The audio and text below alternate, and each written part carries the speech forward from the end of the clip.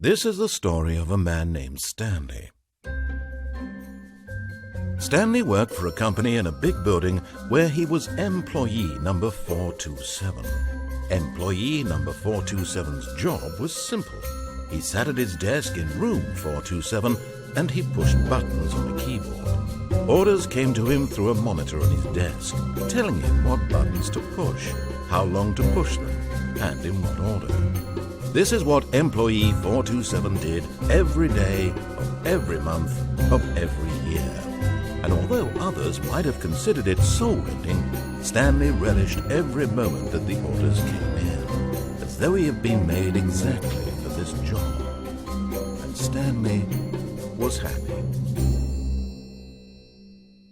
And then one day, something very peculiar happened. Something that would forever change Stanley. Something he would never quite forget. He had been at his desk for nearly an hour when he realized that not one single order had arrived on the monitor for him to follow. No one had showed up to give him instructions, call a meeting, or even say hi.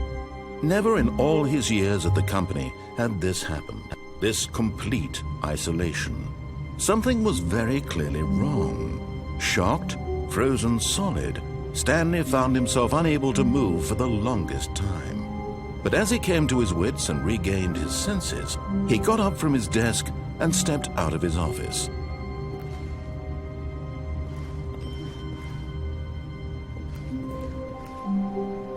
All of his co-workers were gone. What could it mean? Stanley decided to go to the meeting room. Perhaps he had simply missed a memo.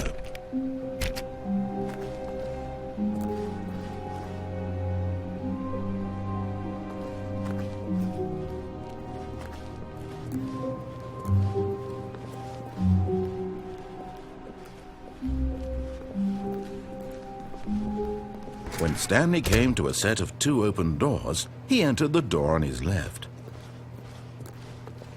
This was not the correct way to the meeting room, and Stanley knew it perfectly well. Perhaps he wanted to stop by the employee lounge first, just to admire it. Ah, yes, truly a room worth admiring. It had really been worth the detour after all, just to spend a few moments here in this immaculate, beautifully constructed room. Stanley simply stood here, drinking it all in.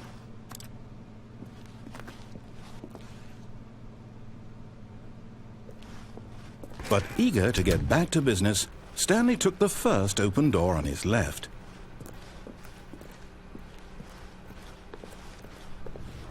Stanley was so bad at following directions, it's incredible he wasn't fired years ago. Look, Stanley, I think perhaps we've gotten off on the wrong foot here.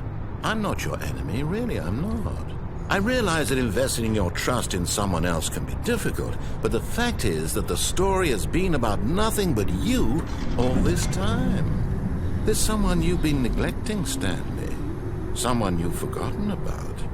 Please, stop trying to make every decision by yourself. Now, I'm not asking for me, I'm asking for her. This is it, Stanley. Your chance to redeem yourself, to put your work aside, to let her back into your life. She's been waiting.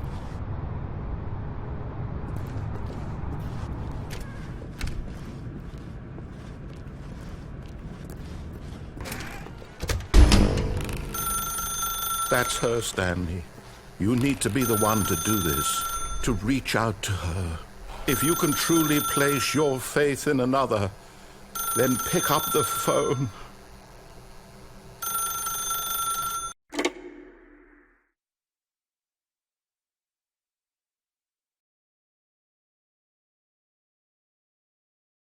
Oh, Stanley, is that you?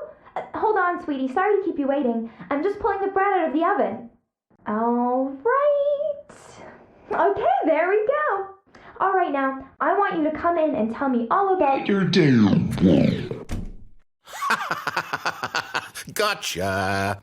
Oh, come on. Did you actually think you had a loving wife who'd want to commit their life to you? I'm trying to make a point here, Stanley. I'm trying to get you to see something. Come inside. Let me show you what's really going on here. This is a very sad story about the death of a man named Stanley. Stanley is quite a boring fellow. He has a job that demands nothing of him, and every button that he pushes is a reminder of the inconsequential nature of his existence. Look at him there, pushing buttons, doing exactly what he's told to do. Now he's pushing a button. Now he's eating lunch. Now he's going home. Now he's coming back to work. One might even feel sorry for him, except that he's chosen this life. But in his mind, he can go on fantastic adventures. From behind his desk, Stanley dreamed of wild expeditions into the unknown, fantastic discoveries of new lands. It was wonderful, and each day that he returned to work was a reminder that none of it would ever happen to him. And so he began to fantasize about his own job. First, he imagined that one day while at work, he stepped up from his desk to realize that all of his co-workers, his boss, everyone in the building had suddenly vanished off the face of the earth. The thought excited him terribly. So he went further. He imagined that he came to 2 open doors and that he could go through either. At last, choice. It barely even mattered what lay behind each door. The mere thought that his decisions would mean something was almost too wonderful to behold. As he wandered through this fantasy world, he began to fill it with many possible paths and destinations. Down one path lay an enormous round room with monitors and mind controls. And down another was a yellow line that weaved in many directions, and down another was a game with a baby. And he called it the Stanley Parable. It was such a wonderful fantasy, and so in his head he relived it again, and then again, and again, over and over, wishing beyond hope that it would never end, that he might always feel this free. Surely there's an answer down some new path, mustn't there be? Perhaps if he played just one more time. But there is no answer. How could there possibly be? In reality, all he's doing is pushing the same buttons he always has. Nothing has changed. The longer he spends here, the more invested he gets, the more he forgets which life is the real one. And I'm trying to tell him this. That in this world he can never be anything but an observer, that as long as he remains here, he's slowly killing himself. But he won't listen to me. He won't stop. Here, watch this. Stanley, the next time the screen asks you to push a button, do not do it. You see? Can he just not hear me? How can I tell him in a way that he'll understand that every second he remains here, he's electing to kill himself? How can I get him to see what I see? How can I make him look at himself? I suppose I can't, not in the way I want him to. But I don't make the rules. I simply play to my intended purpose, the same as Stanley. We're not so different, I suppose. I'll try once more to convey all this to him. I'm compelled to. I must. Perhaps, maybe this time he'll see. Maybe this time. And I tried again, and Stanley pushed a button. And I tried again, and Stanley pushed a button. And I tried.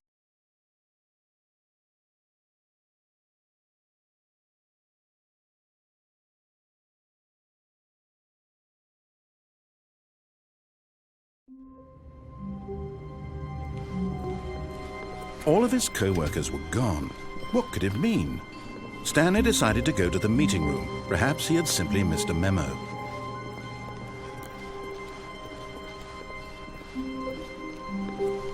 When Stanley came to a set of 2 open doors, he entered the door. This was not the correct way to the meeting room, and Stanley knew it perfectly well. Perhaps he wanted to stop by the employee lounge first, just to admire it. Wow, yes, this room.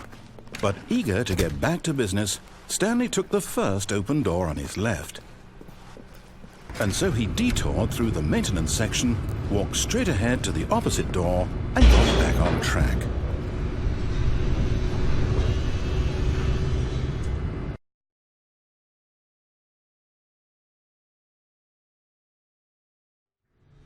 But Stanley didn't want to go back to the office. He wanted to wander about and get even further off track. So now in order to get back, he needed to go, from here it's, oh, no, it's to the right, my mistake. No, not the right. Why would I have ever said it was to the right? What was I thinking? It's clearly... Oh dear, would you hold on for a minute, please? Now, let's see. We went down right, left, down, left, right. Yep, okay, yes. I've got it now. This story is absolutely, definitely this way.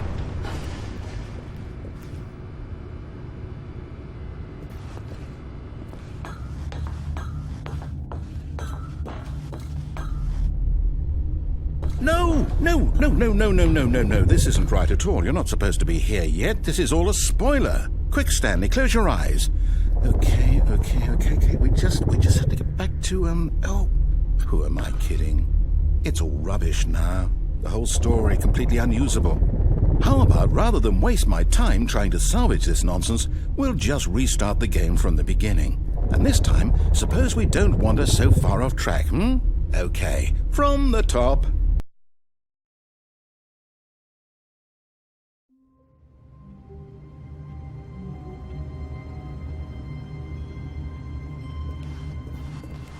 All of his co-workers were gone. What could it mean? Stanley decided to go to the meeting room. Perhaps he had simply missed a memo.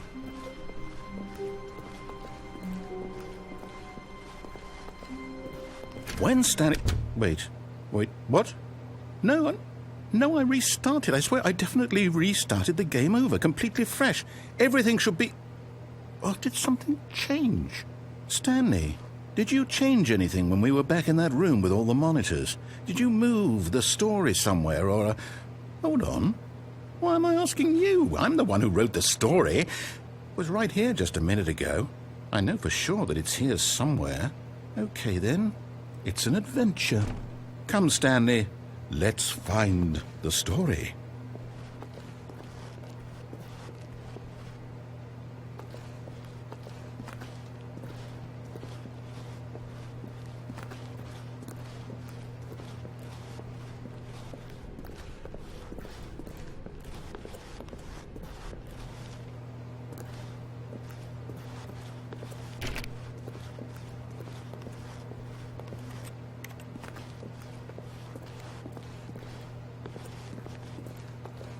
I'll say it. This is the worst adventure I've ever been on. I can promise you there definitely was a story here before. Do we need to restart the game again? Well, I find it unlikely that we'll ever progress by starting over and over again, but it's got to be better than this. Okay, let's give it a shot. Why not?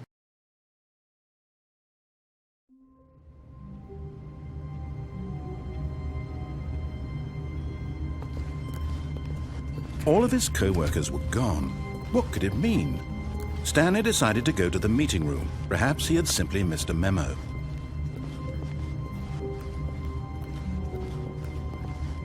Okay, yep, it's worse. I might be remembering this wrong. It's possible the story is back where we just came from. Why don't we go back the other direction and see if we missed anything?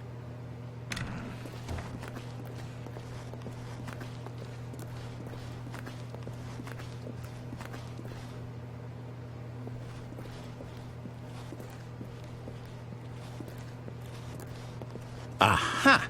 I knew we'd missed something. The story. Here it comes. No, wait, never mind. Not the story. Okay, let's head back the other way and retrace our steps.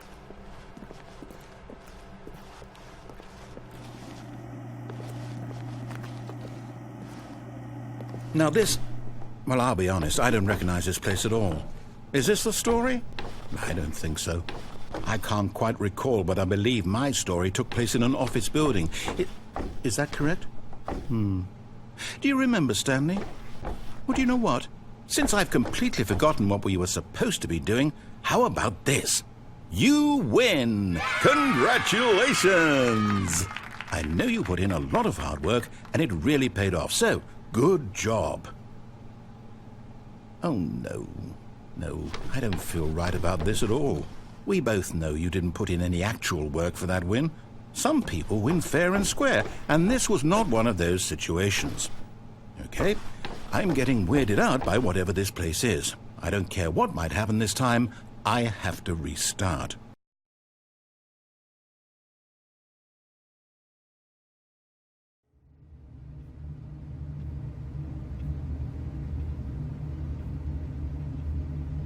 All right, I've got a solution. This time, to make sure we don't get lost, I've employed the help of the Stanley Parable Adventure Line. Just follow the line. How simple is that?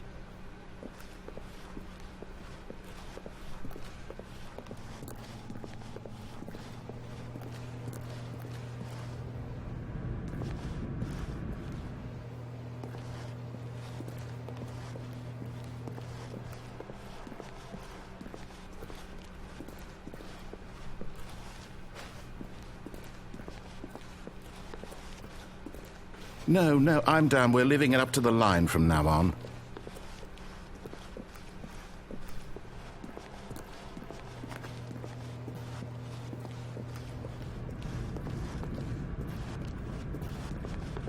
You see?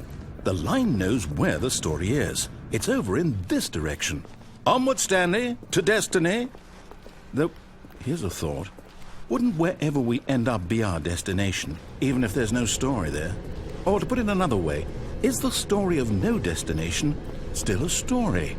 Simply by the act of moving forward, are we implying a journey such that a destination is inevitably conjured into being via the very manifestation of the nature of life itself? Whoa.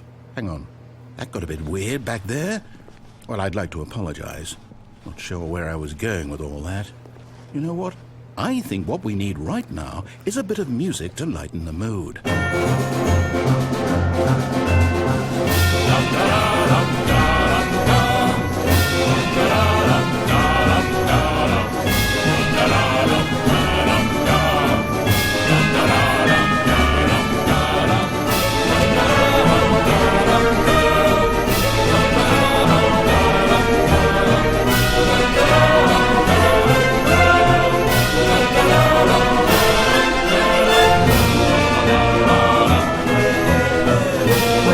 Cut the music, go back and look at that fern.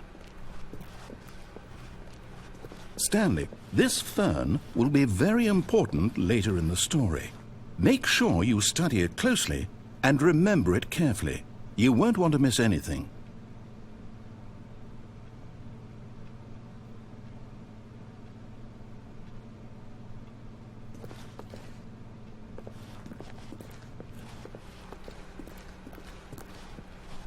Wait, what? We're back at the office? No. Line, you do know we're looking for the Stanley Parable, right? The story?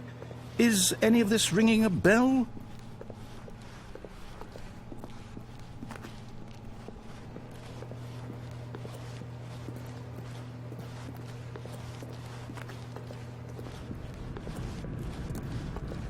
Oh, no, not again, Line. How could you have done this to us? And after we trusted you, after everything we've been through, you... Oh, I can't take this anymore. To hell with it. Restart.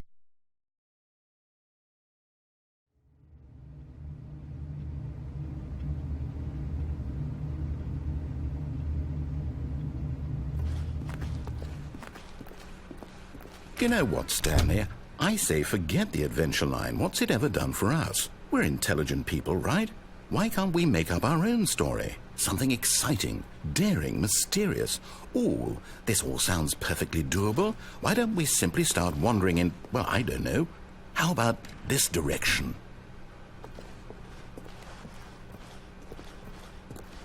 Now, yes, this is exciting. Just me and Stanley forging a new path, a new story. Well, it could be anything. What do you want our story to be? Go wild. Use your imagination. Whatever it might be, Stanley, I'm ready for it. Oh, no, not you again. Stanley, I'd also like to veto the line from having any role in our awesome new story. No lines or monitor rooms. Just don't acknowledge it, and we should be fine.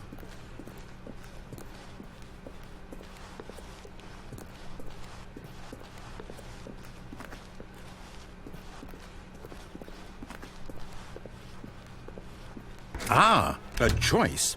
We get to make a decision. From here, the story is in our control. How important we mustn't squander the opportunity. In fact, I believe I need a minute to think here. Just walk in circles for a minute. Okay, so I know that each door has to lead somewhere, which means that somewhere, the place where we're trying to go, there must be a reverse door that leads here. And that in turn means that our destination corresponds with the counter-inverted reverse door's origin. So starting from the right, let us ask, will taking the right door lead us to where we're going? And since the answer is clearly yes, then by all accounts, the door on the right is the correct one. Another victory for logic.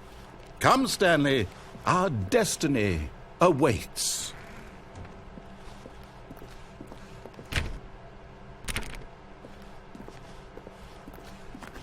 Oh, hold up, what's this? The confusion ending. You're telling me that's what this is? It's all one giant ending? And we're supposed to restart the game, what, eight times? That's really how all this goes? It's all determined? So now, according to the schedule, I restart again. Then what? Am I just supposed to forget? Well, what if I don't want to forget? My mind goes blank simply because it's written here on this thing, wall. Well, who consulted me? Why don't I get to decide? Why don't I get a say in all of this? Is it really... No, it can't be. I don't want it to be. I don't want the game to keep restarting. I don't want to forget what's going on. I don't want to be trapped like this. I won't restart the game. I won't do it. I won't do it. I won't do it. And the timer stopped? Does that mean, did we do it? Did we break the cycle? The, whatever it is that made this schedule? How would we even know? Will someone come for us? Will something happen? So, okay. I guess now we just wait, you know. I suppose in some way that this is a kind of story, wouldn't you agree? I'm not quite sure if we're in the destination or the journey, though they're always saying that life is about the journey and not the destination, so I hope that's where we are right now. We'll find out, won't we? Eventually. Well, in the meantime...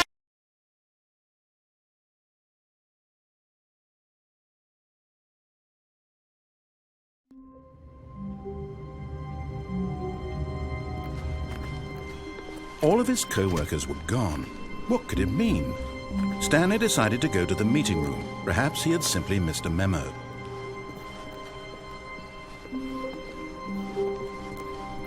When Stanley came to a set of 2 open doors, he entered the door on his left. This was not the correct way to the meeting room, and Stanley knew it perfectly well. Perhaps he wanted to stop by the employee lounge first, just to admire it. The lounge was sublime, a work of art. What was it but eager to get back to business, Stanley took the first open door on his left. And so he detoured through the maintenance section, walked straight ahead to the opposite door, and got back on track.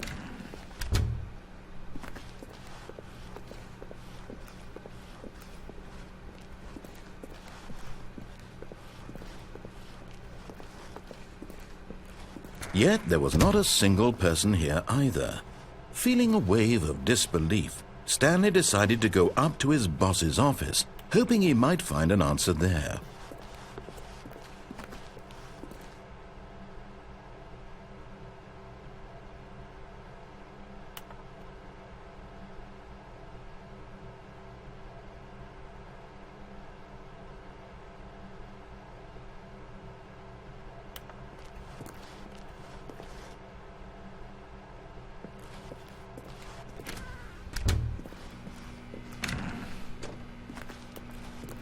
Stanley stepped into the broom closet, but there was nothing here, so he turned around and got back on track.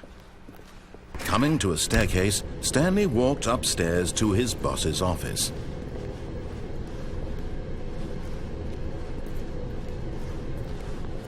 But Stanley just couldn't do it.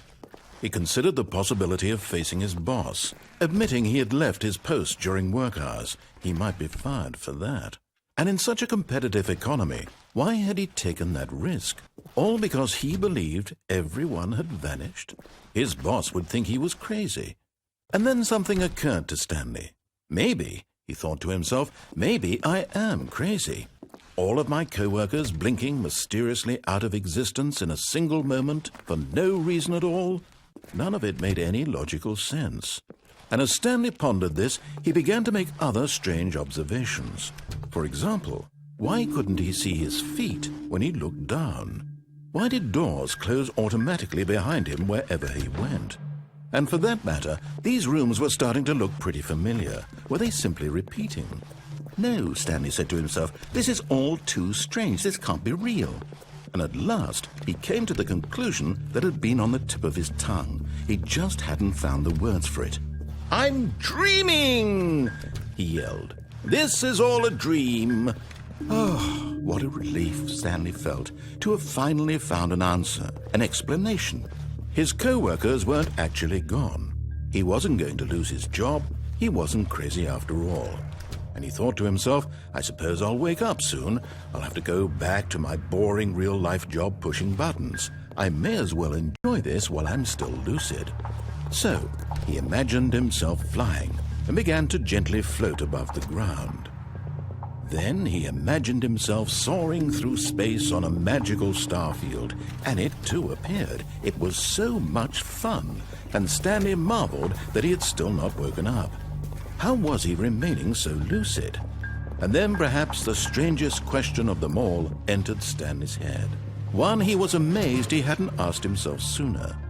Why is there a voice in my head dictating everything that I'm doing and thinking? Now the voice was describing itself being considered by Stanley, who found it particularly strange. I'm dreaming about a voice describing me, thinking about how it's describing my thoughts, he thought. And while he thought it all very odd and wondered if this voice spoke to all people in their dreams, the truth was that, of course, this was not a dream. How could it be? Was Stanley simply deceiving himself, believing that if he's asleep, he doesn't have to take responsibility for himself? Stanley is as awake right now as he's ever been in his life. Now, hearing the voice speak these words was quite a shock to Stanley. After all, he knew for certain, beyond a doubt, that this was in fact a dream. Did the voice not see him float and make the magical stars just a moment ago? How else would the voice explain all that? This voice was a part of himself too. Surely, if he could just... He would prove it. He would prove that he was in control, that this was a dream. So he closed his eyes gently, and he invited himself to wake up. He felt the cool weight of the blanket on his skin, the press of the mattress on his back, the fresh air of a world outside this one. Let me wake up, he thought to himself. I'm through with this dream. I wish it to be over. Let me go back to my job. Let me continue pushing the buttons. Please, it's all I want. I want my apartment and my wife and my job. All I want is my life exactly the way it's always been. My life is normal. I am normal. Everything will be fine. I am okay.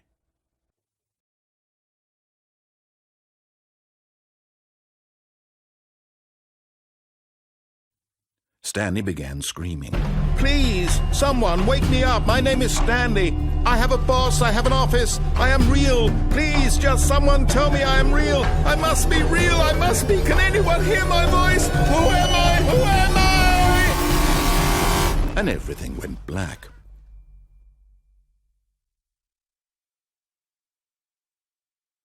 This is the story of a woman named Mariella.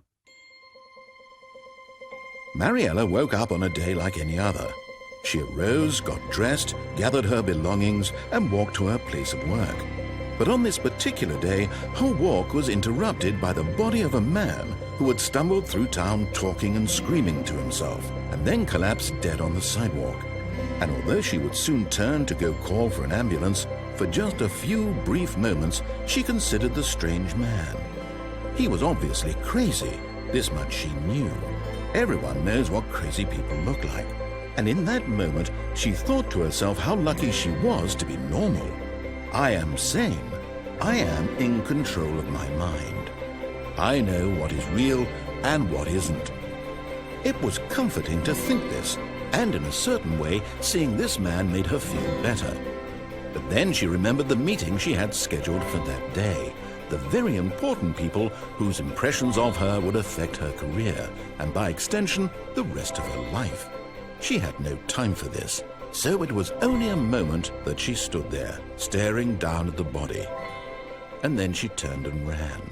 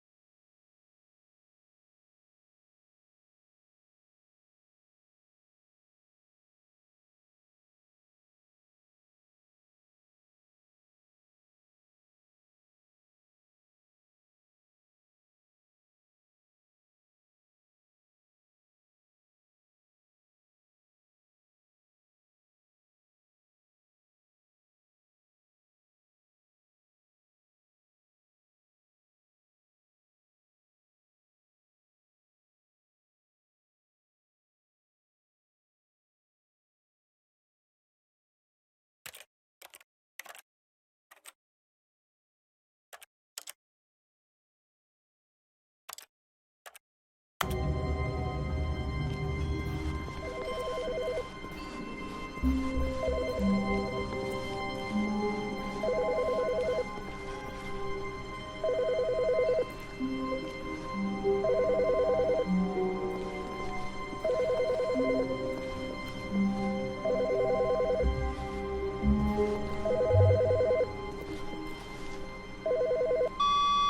morning.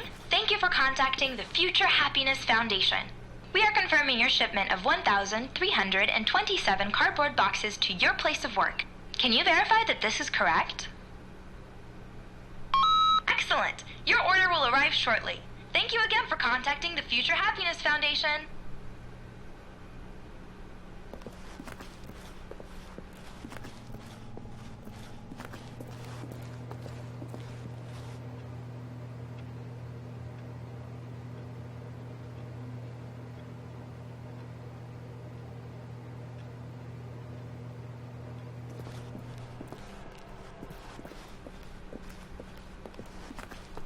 When Stanley came to a set of 2 open doors, he entered the door on his left.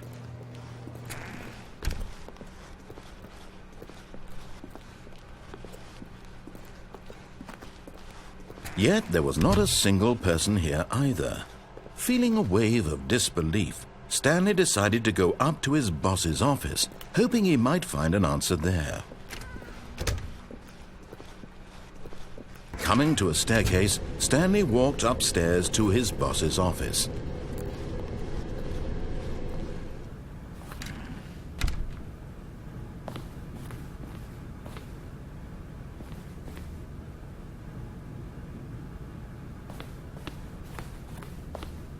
Stepping into his manager's office, Stanley was once again stunned to discover not an indication of any human life. Shocked, unraveled, Stanley wondered in disbelief who orchestrated this, what dark secret was being held from him. What he could not have known was that the keypad behind the boss's desk guarded the terrible truth that his boss had been keeping from him, and so the boss had assigned it an extra secret PIN number, 2845. But of course, Stanley couldn't possibly have known this.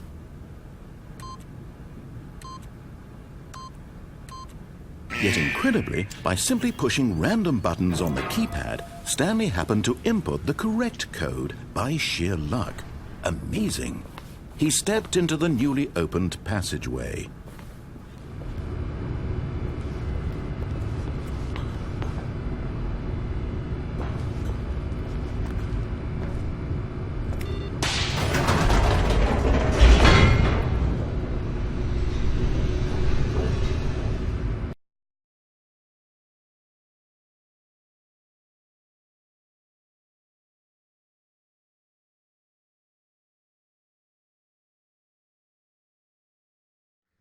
Descending deeper into the building, Stanley realized he felt a bit peculiar. It was a stirring of emotion in his chest, as though he felt more free to think for himself, to question the nature of his job. Why did he feel this now, when for years it had never occurred to him? This question would not go unanswered for long.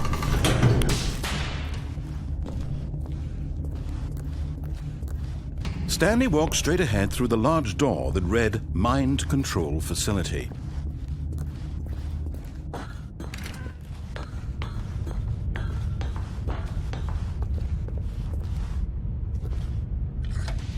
The lights rose on an enormous room packed with television screens.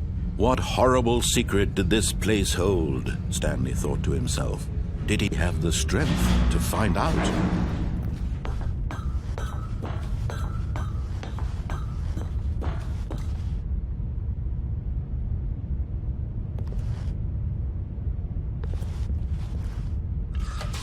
Now the monitors jumped to life, their true nature revealed. Each bore the number of an employee in the building, Stanley's co-workers. Lives of so many individuals reduced to images on a screen, and Stanley, one of them, eternally monitored in this place where freedom meant nothing.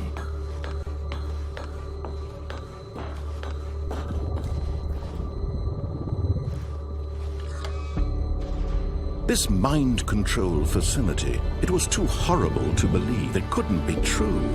Had Stanley really been under someone's control all this time? Was this the only reason he was happy with his boring job? That his emotions had been manipulated to accept it blindly? No, he refused to believe it. He couldn't accept it. His own life in someone else's control? Never! It was unthinkable, wasn't it? Was it even possible? Had he truly spent his entire life utterly blind to the world? But here was the proof, the heart of the operation. Controls labeled with emotions, happy or sad or content. Walking, eating, working, all of it monitored and commanded from this very place. And as the cold reality of his past began to sink in, Stanley decided that this machinery would never again exert its terrible power over another human life. For he would dismantle the controls once and for all.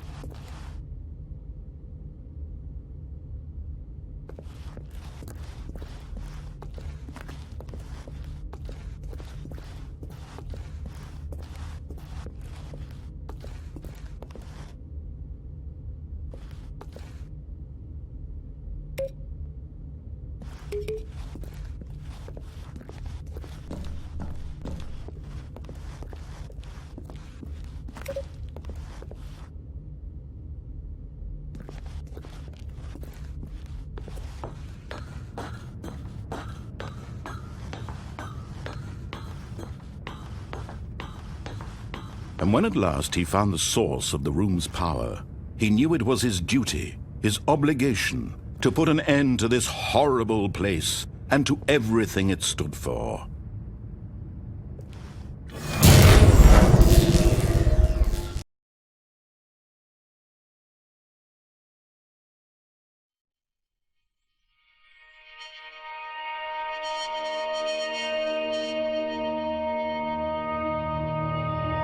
Blackness and a rising chill of uncertainty.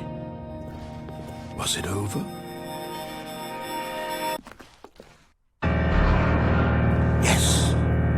He had won! He had defeated the machine, unshackled himself from someone else's command. Freedom was mere moments away.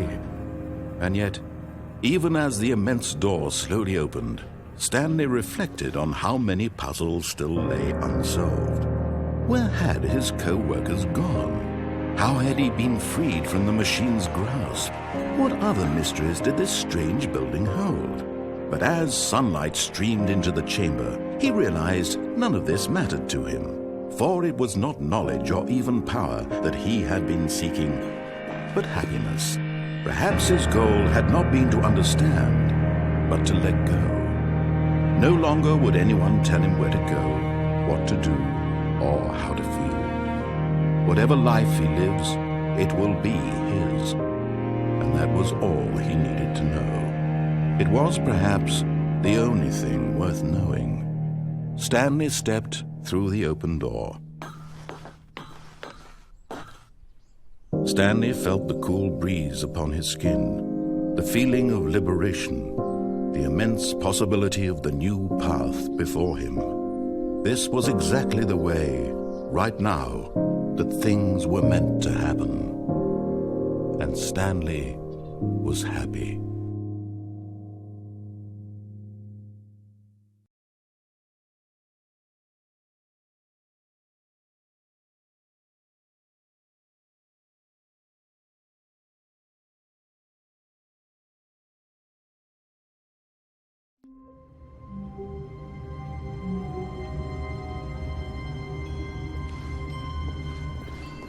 All of his co-workers were gone. What could it mean? Stanley decided to go to the meeting room. Perhaps he had simply missed a memo.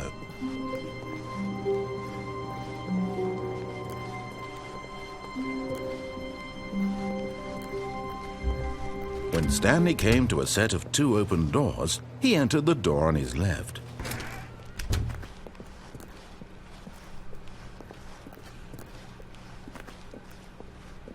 Yet there was not a single person here either.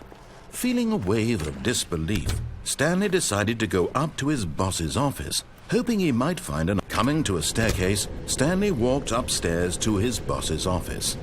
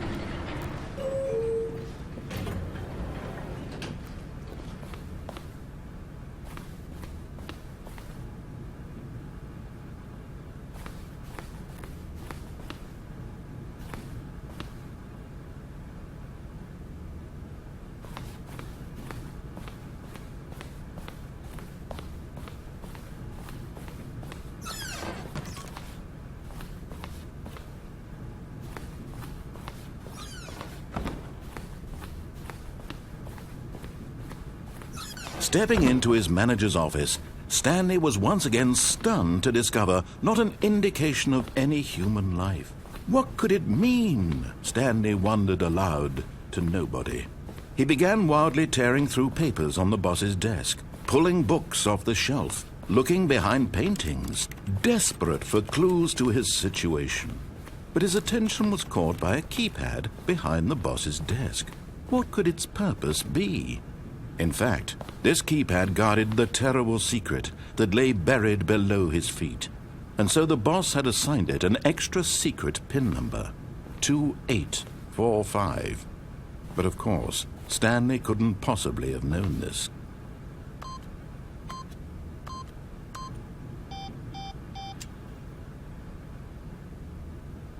Stanley just sat around twiddling his thumbs.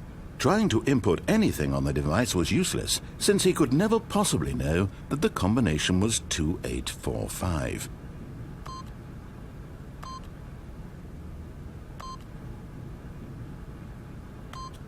Stanley simply began entering random codes into the keypad, knowing full well the sheer statistical unlikely. Yet incredibly, by simply pushing random buttons on the keypad, Stanley happened to input the correct code by sheer luck.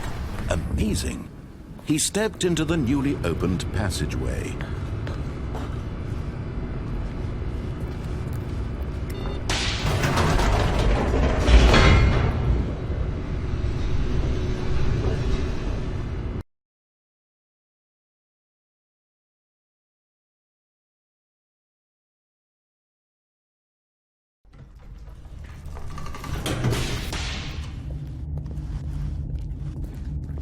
Stanley walked straight ahead through the large door that read Mind Control Facility.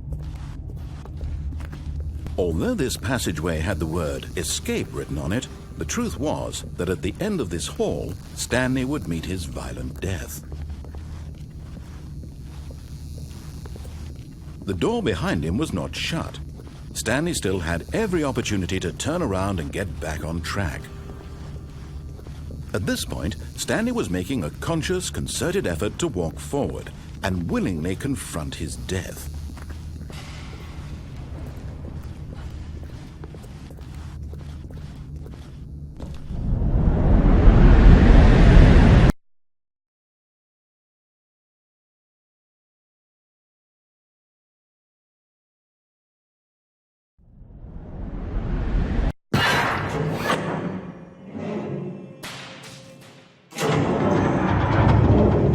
As the machine whirred into motion and Stanley was inched closer and closer to his demise, he reflected that his life had been of no consequence whatsoever.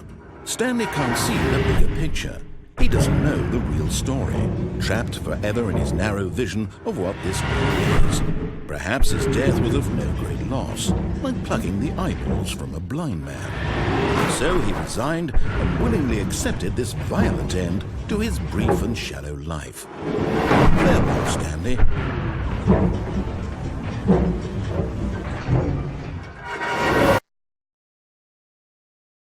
"Farewell, Stanley," cried the narrator, as Stanley was led helplessly into the enormous metal jaws.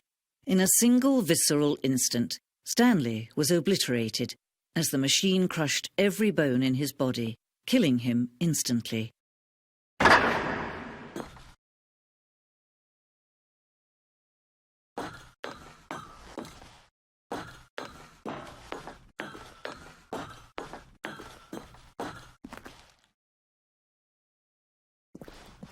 And yet it would be just a few minutes before Stanley would restart the game, back in his office, as alive as ever. What exactly did the narrator think he was going to accomplish? When every path you can walk has been created for you long in advance, death becomes meaningless, making life the same. Do you see now? Do you see that Stanley was already dead from the moment he hit start?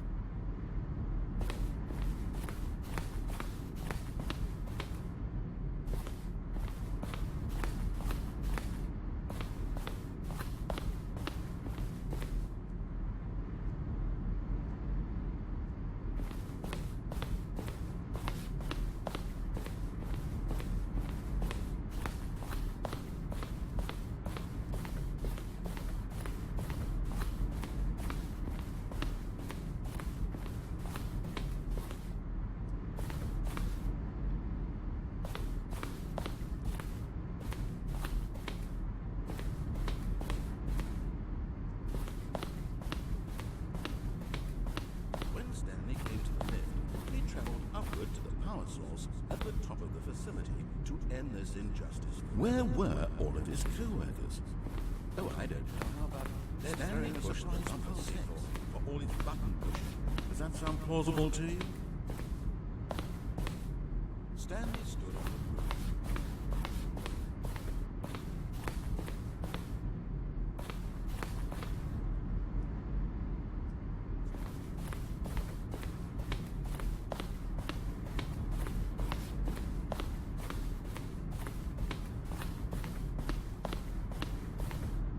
See how it's impossible for the player to do anything in this room. Perfect example of poor level.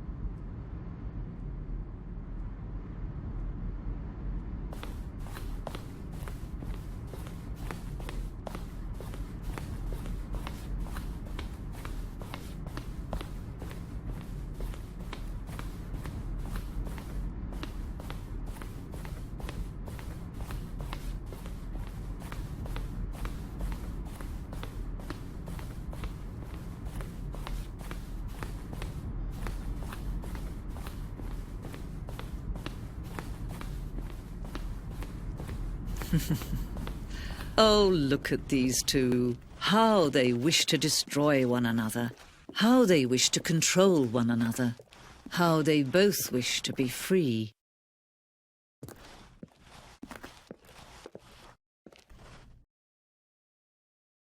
Can you see?